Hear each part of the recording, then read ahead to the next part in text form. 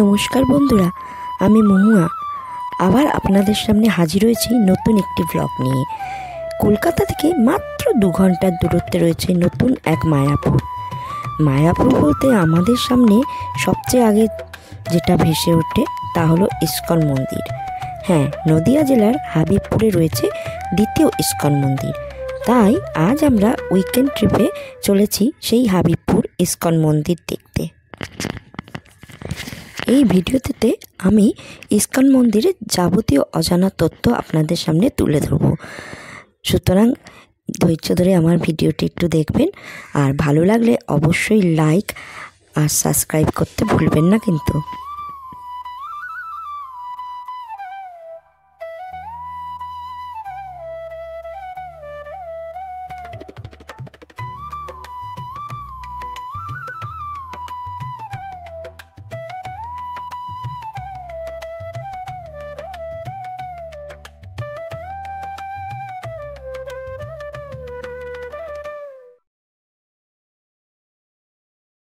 কলকাতা থেকে হাবিবপুর যেতে সময় লাগবে, গুগলে দেখাচ্ছে 2 ঘন্টা। আমরা কলকাতার ভবানীপুরের বাড়ি থেকে বেরিয়ে কল্যাণী এক্সপ্রেসওয়ে ধরে এখানে একটু দাঁড়িয়েছি, তারপর আমরা NH-12 ধরব।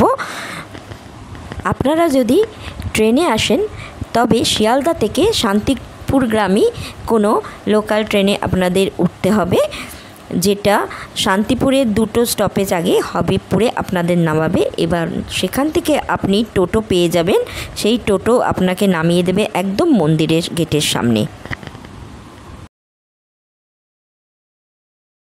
গুড মর্নিং, আজ আমরা চলেছি হাবিবপুর ইস্কন মন্দির। এখন আমরা কল্যাণী হাইওয়ে এক্সপ্রেস ধরে এলাম, তো এখানটায় একটু দাঁড়িয়েছি, মানে আরও 2টো গাড়ি আসার কথা আছে, ওরা এলে আমরা স্টার্ট করব। আর ওখানে পৌঁছে আমি আপনাদের সব দেখাবো ঘুরে, হাবিবপুরের ইস্কন মন্দির ওখানে কি আছে সব কিছুই। সকাল সকাল বাড়ি থেকে বেরিয়ে পড়েছিলাম, তাই সবারই ব্রেকফাস্ট হয়নি, তাই NH-12-এর ধারে পরপর অনেক ভালো রেস্টুরেন্ট ছিল, ওরমই একটা বড় রেস্টুরেন্ট দেখে আমরা দাঁড়িয়ে পড়লাম। এর ভেতরে গাড়ি রাখার খুব ভালো বন্দোবস্ত রয়েছে, এই হোটেলে থাকারও ব্যবস্থা রয়েছে, হোটেল PM ইন। হোটেলের চারপাশটা খুব সুন্দর করে গাছ দিয়ে সাজানো। এখন দেখা যাক যে ব্রেকফাস্টের জন্য এত সকাল সকাল কি পাওয়া যায়।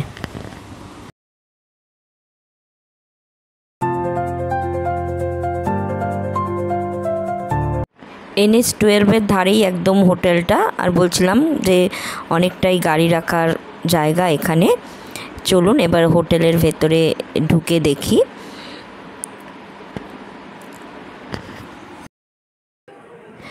হোটেলের ভেতরটাও খুব সাজানো গোছানো। এই দেখুন ভেতরটা আপনাদের ঘুরিয়ে দেখাচ্ছি। এই যে আমাদের ফুল টিম ব্রেকফাস্টের জন্য অপেক্ষা করছে। এর আগে আমরা এদের সাথে বিপত্তারিণী চণ্ডীবাড়ি পুরীতে গিয়েছিলাম, সেই ভিডিওটা আপনারা দেখতে পারেন, খুবই ভালো লাগবে। এখন আমরা অপেক্ষা করছি, ব্রেকফাস্ট রেডি হচ্ছে। এখানে পুরি, সবজি, ইডলি, ধোসা সব কিছুই পাওয়া যায়। আমরা চটপট অর্ডার দিয়ে দিলাম, কারণ এরপর ব্রেকফাস্ট করে আমাদের আবার স্টার্ট দিতে হবে হাবিবপুর। তবে হাবিবপুর এখান থেকে খুব বেশি দূর নয়, কাছেই।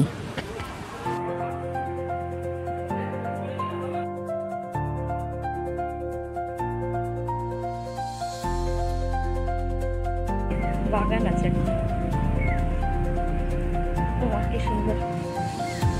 হোটেলের পেছন দিকটাও খুব সুন্দর করে সাজানো। চলুন আপনাদের ঘুরিয়ে দেখাই। অনেক পাখি রয়েছে, আওয়াজ পাচ্ছি, এই যে আমাদের সব বাকিরা এইখানে রয়েছে। চলুন আপনাদের ঘুরিয়ে দেখাচ্ছি জায়গাটা।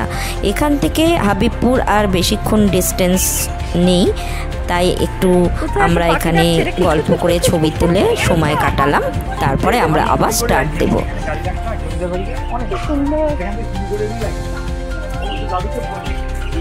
ও হ্যাঁ, বদ্রিকা, চিনিয়া মুনিয়া সব রয়েছে।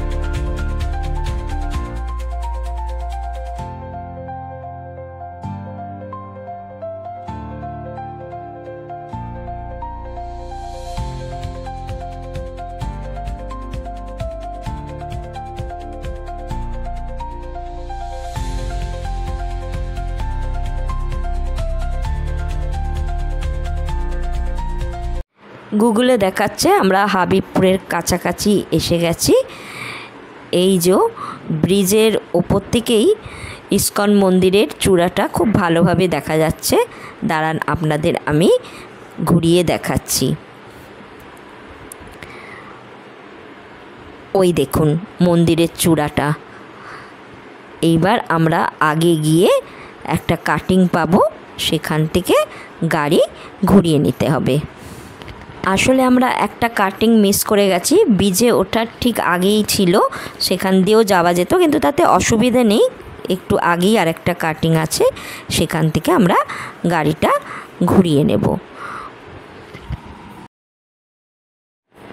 আমাদের আগে অর্ণবের গাড়ি যাচ্ছে। ওই আমরা কাটিংয়ের কাছাকাছি এসে গেছি। এই যে অর্ণবের গাড়ি ঘুরে গেল, আমরাও পেছনে পেছনে দুটো গাড়ি পর পর ঘুরিয়ে নিলাম। একটু সরু প্যাসেজ, অসুবিধা নেই, ব্যাক করে এই অর্ণব ঘুরে গেল। এবার আমরাও NH-12 ছেড়ে এই কাটিং ধরে ব্যাক করছি।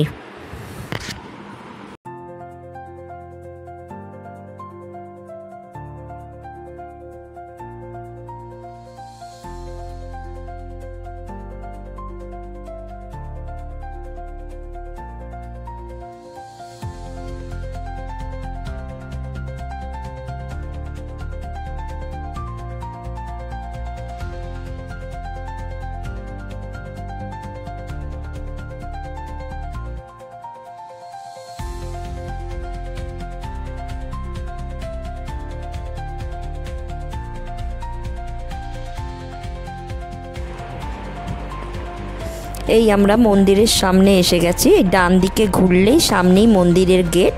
এই যে সব টোটোগুলো আসছে।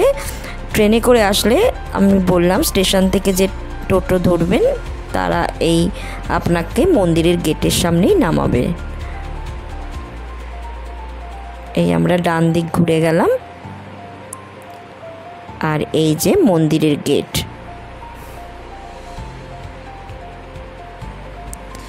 এই আমরা ঢুকে গেলাম হাবিবপুর ইসকন মন্দিরের ভেতর। এই হচ্ছে মন্দিরের অফিস। আপনাদের আমি গেটের বাইরেটা বেরিয়ে দেখাচ্ছি। এই যে রাস্তা সামনে, আর এই পাশ দিয়ে আমাদের গাড়ি ঢুকেছিল। এখানে গাড়ি রাখার পেছনেই সুবন্দোবস্ত রয়েছে এই পার্কিং ফিস।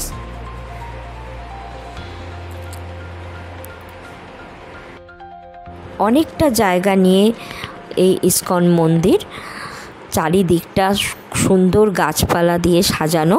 চলুন আমরা ভেতরটা আপনাদের ঘুরিয়ে দেখাচ্ছি।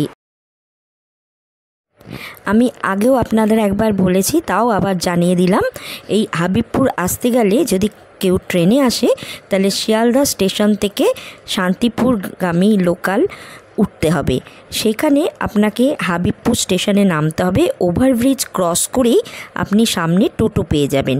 টোটো স্ট্যান্ড থেকে টোটো নিয়ে মাত্র 15 টাকায় আপনাকে পৌঁছে দেবে ইসকন মন্দিরের গেটে। আর আপনারা যারা গাড়ি করে আসবেন তারা কল্যাণী এক্সপ্রেসওয়ে ধরে তারপরে আপনি NH-12 হয়ে চলে আসবেন হাবিবপুর। গুগলে মারলে আপনাকে হাবিবপুরে আসার সঠিক রাস্তা বলে দেবে।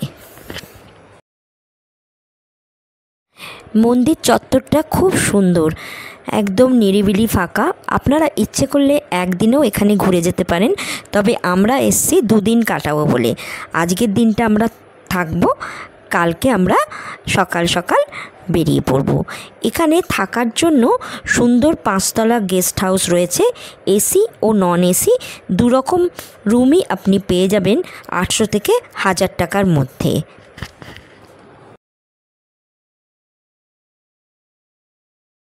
এই চারদিকটা আপনাদের ঘুরে দেখাচ্ছি। এই যে ব্যালকনি থেকে চারদিকটা গাছপালা ভর্তি। এই সিঁড়ি আছে, এছাড়া লিফটও আছে। এই যে লিফট, এটা দিয়ে আমরা উঠলাম। আর আমাদের হচ্ছে 2 তলা, পরপর আমরা রুম নিয়েছি। এই 303,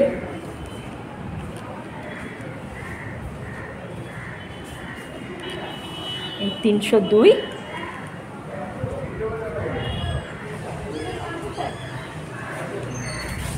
আর এই হচ্ছে 301। আমাদের পরপর এরম রুম আছে। আর এই যে দেখতে পাচ্ছেন বারান্দা, এই সব আমাদের সবাই ঢুকছে। এখন যে কোনো দুটো ব্যাগটাতে ঢুকে যাও, সব চাবি লাগানো আছে আমাদের পরপর 4টে। আমরাই রাজ করব। ও মা, কদম গাছ মনে হয় এটা, যতটা জানি এটা কদম গাছ। দারুণ ব্যবস্থা, দারুণ ব্যবস্থা।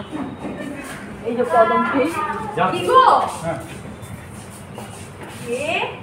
ঢুকছে আমাদের সবাই, এই যে সব ঢুকছে, সব ঘরে ঢুকছি। হ্যাঁ, খুব সুন্দর জায়গাটা, দারুণ। ব্যাস খুলে দেখো, সব চেক করো। মাহির তো খুব আনন্দ। হ্যাঁ, ঘরগুলো ভালো, খুব ভালো, সব চেক করে নে। আমরা 1000 টাকার পরপর 4টে এসি রুম নিয়েছিলাম।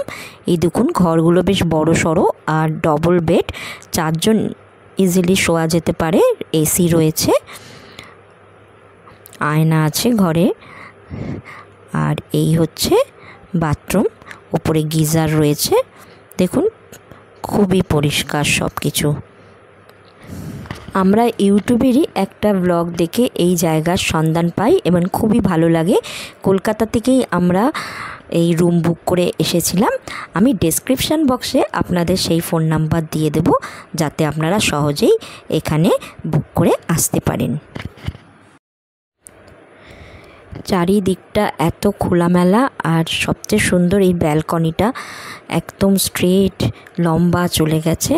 আর এই ব্যালকনি থেকে আপনি বাইরের অনেকটা দূর পর্যন্ত দেখতে পাবেন, সামনেই হাইওয়ে। আর দেখুন কি সুন্দর, দেখুন কি সুন্দর, গাছে ডাব হয়ে গেছে, চারিদিকে গাছপালা। এখন খুব রোদ উঠেছে হঠাৎ চচ্চরে, কিন্তু একটু রোদটা পড়লে দারুণ হাওয়া দেবে, বোঝা যাচ্ছে।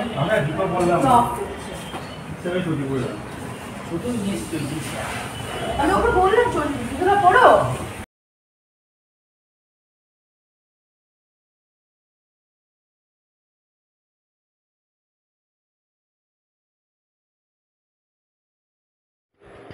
মন্দিরের ঠিক পাশেই রয়েছে একটা ছোট দোকান, আপনাদের ঘুরিয়ে দেখাচ্ছি। এইখানেই পুজো দেবার জন্য যাবতীয় প্রসাদ আপনি পেয়ে যাবেন। আর এখান থেকেই আপনাকে ভোগের কুপন, এখানে 2 ধরনের কুপন পাওয়া যায়। একটা হচ্ছে রাজভোগ মহাপ্রসাদ, যেটা আমরা কাটলাম, ওটা 200 টাকা করে। আর একটা হচ্ছে নর্মাল প্রসাদ, সেটা হলো আপনার 80 টাকা।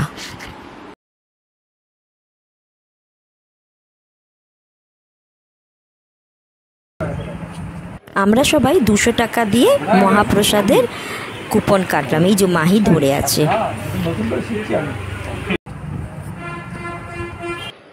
পাশেই রয়েছে একটা ছোট্ট রেস্টুরেন্ট, এটা মন্দিরেরই রেস্টুরেন্ট। সন্ধ্যাবেলা এখানে চাউমিন থেকে শুরু করে সিঙ্গারা সব কিছু আপনি পেয়ে যাবেন, কিন্তু পুরোটাই ভেজ।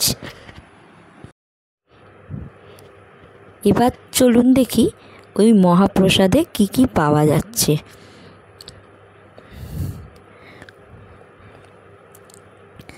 এইখানে নানা রকম মিষ্টি সাজানো রয়েছে। এছাড়া প্যাকেটে কিছু ড্রাই মিষ্টিও রয়েছে, যেটা প্যাকেট করা রয়েছে। আপনি এগুলো প্রসাদের জন্য নিতে পারেন। আর আপনি যদি রাজভোগ মহাপ্রসাদ বাড়িতে নিয়ে যেতে চান, সেক্ষেত্রেও এখানে প্যাকিংয়ের ব্যবস্থা আছে। আপনাকে শুধু 30 টাকা এক্সট্রা দিতে হবে, অর্থাৎ 230 টাকা। কুপন কালেক্টের সময় 10টা থেকে 10:30 বা 11টা, লেট করলে কিন্তু কুপন আর পাওয়া যাবে না। এই জন্য আমরা টাইমিংটা এইভাবেই অ্যাডজাস্ট করেছিলাম, যাতে আমরা 11টার মধ্যে এসে কুপন কাটতে পারি এখান থেকে।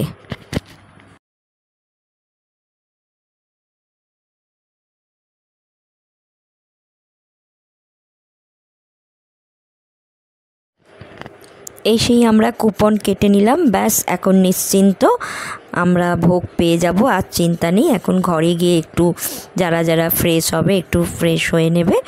চলুন আমরা বরং চারপাশটা একটু ঘুরে দেখাচ্ছি। কত রকম গাছ এখানে যে রয়েছে, আর রয়েছে কি জানেন, বড় বড় কাঁঠাল গাছ, আর তাতে খুব বড় বড় কাঁঠাল হয়ে রয়েছে। ওই যে সবাই তাকিয়ে আছে উপরের দিকে, অনেক কাঁঠাল, আর কত রকম যে পাখি ডাকছে, ভীষণ সুন্দর জায়গাটা। দুদিনের ছুটিতে কোলাহল মুক্ত কোনো সুন্দর পরিবেশে যদি সময় কাটাতে ইচ্ছা করে, তবে আপনি অবশ্যই চলে আসতে পারেন এই হাবিবপুর ইস্কন মন্দির। এই যে পেছনে এটা দেখছেন, এটা মন্দিরের পেছন দিকটা, আর এই লম্বা হচ্ছে প্রসাদ কক্ষ। এখানে যারা 80 টাকার টিকিট কাটবে তাদের আসনে বসিয়ে ভোগ বিতরণ করা হয়। এই যে এটা হচ্ছে তাদের জায়গা, প্রসাদ হল। আর আমরা যারা 200 টাকার কুপন কেটেছি সেটা একটা এসি রুম, আর সেখানে টেবিল চেয়ারেরও ব্যবস্থা রয়েছে। আপনাদের পরে আমি ঘুরিয়ে জায়গাটি দেখাবো।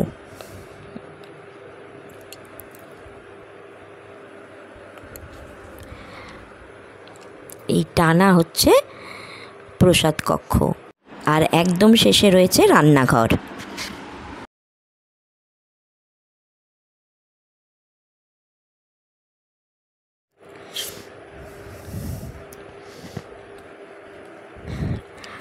এই আমাদের গাড়িগুলো সব পরপর এখানেই রাখা হয়েছে।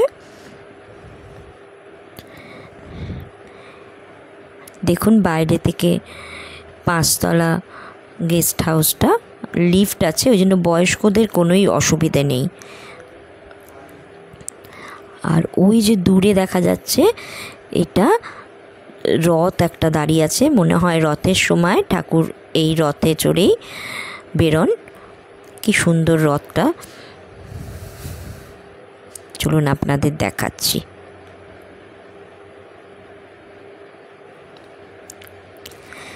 দেখুন কি সুন্দর সবুজ চারিদিকটা।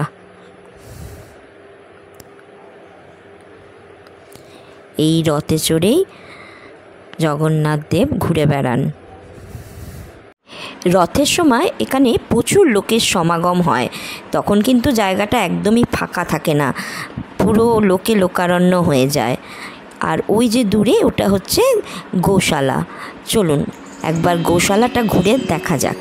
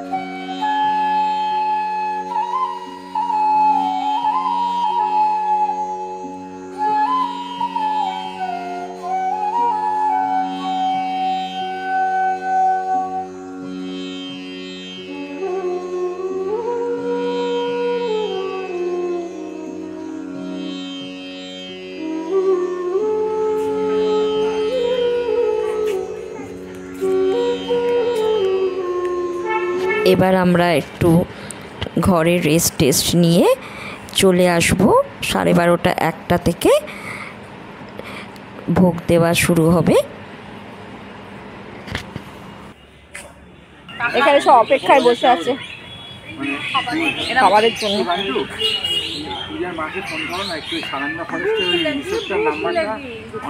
এখানে এসে দেখলাম যে এতক্ষণ বোঝা যাচ্ছিল না, ভালোই ভিড় হয়েছে। ভেতরে একদল খাচ্ছে, তাদের শেষ হলে আমরা ঢুকবো। আর এটাই হচ্ছে সেই 200 টাকার কুপন। এইখানে বসে খাবার ব্যবস্থা, আর এটা এসি। এখন আমরা অপেক্ষা করছি কখন আমাদের সেই রাজভোগ মহাপ্রসাদ আসবে। দারুণ ঘিয়ের গন্ধ ছাড়ছিল বাইরে থেকে, যেটা পেয়ে আমাদের আরও বেশি খিদে পেয়ে গেছে।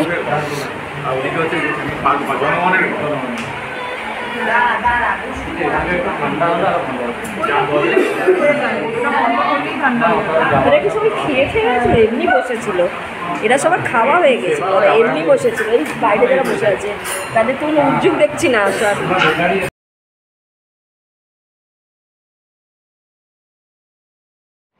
এই সেই রাজভোগ মহাপ্রসাদ, সুন্দর করে সাজানো।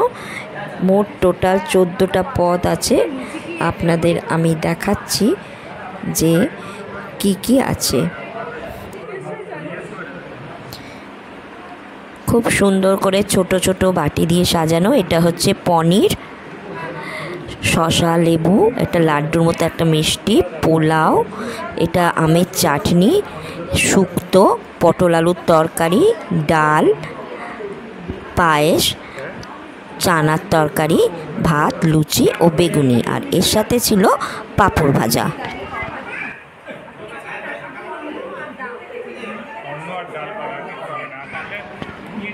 আর আমাদের দেরি সইল না, সামনে এত সুন্দর খাবার সাজানো রয়েছে। আমরা স্টার্ট করে দিলাম। খাবার পর আমরা একটু রেস্ট নেব। ভুরিভোজ খেয়ে ঘুম ভাঙলো। ঘুম ভেঙেই আমরা চলে এলাম সন্ধ্যা আরতি দেখতে।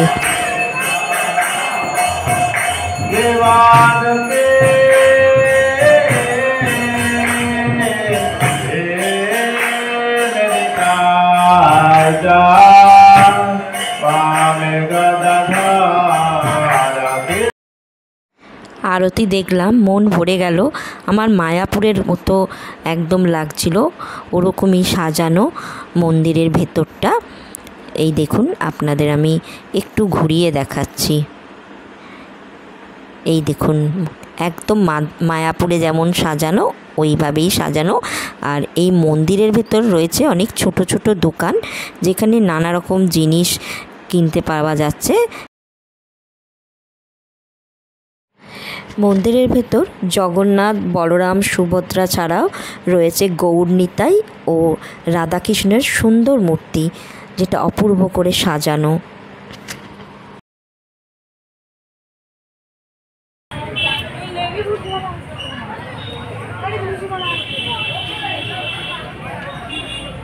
বাইরেও একটা ছোট্ট দোকান আছে, এখানেও নানা রকম জিনিস বিক্রি হচ্ছে, যেটা আপনারা বাড়ির জন্য কিনে নিয়ে যেতে পারেন। এই অর্ণব যেমন একটা বই কিনেছে, এছাড়া প্রত্যেকেও কিছু না কিছু কিনেছে এই দোকান থেকে।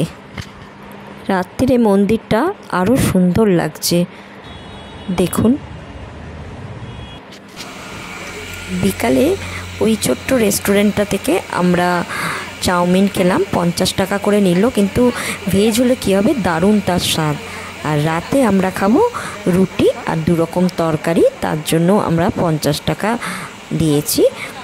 তা এখানে এলাম, এটা ওদের রান্নাঘর, দেখুন কি সুন্দর গরম গরম রুটি হচ্ছে। রাতের খাবার মেনুতে রুটি, 2 রকম ভেজ তরকারি, আর তার সাথে ছিল গরম গরম দুধ। কিন্তু আমার চার্জ শেষ হয়ে যাওয়াতে আমি ভিডিওটা তুলতে পারিনি।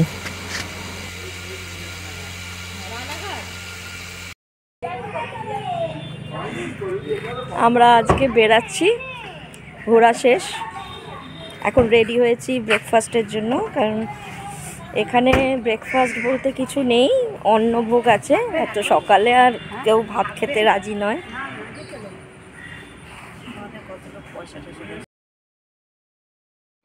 মন্দিরের গেটের বাইরে অনেক ছোট ছোট খাবারের দোকান আছে, আর একটা কেকের দোকানও পেয়ে গেলাম। আমরা ওখানেই ব্রেকফাস্টটা সেরে ফেললাম। এবার আমরা রেডি হচ্ছি বেরিয়ে যাব বলে।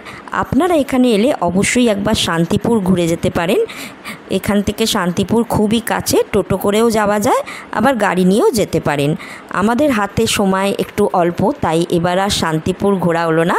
আবার একবার আসলেন অবশ্যই শান্তিপুর যাব। তা আমি আমার ভিডিওটা আজকে এখানেই শেষ করছি। আপনাদের কেমন লাগলো অবশ্যই কিন্তু কমেন্ট বক্সে জানাবেন। আবার দেখা হবে নতুন কোনো ভিডিও নিয়ে। ধন্যবাদ।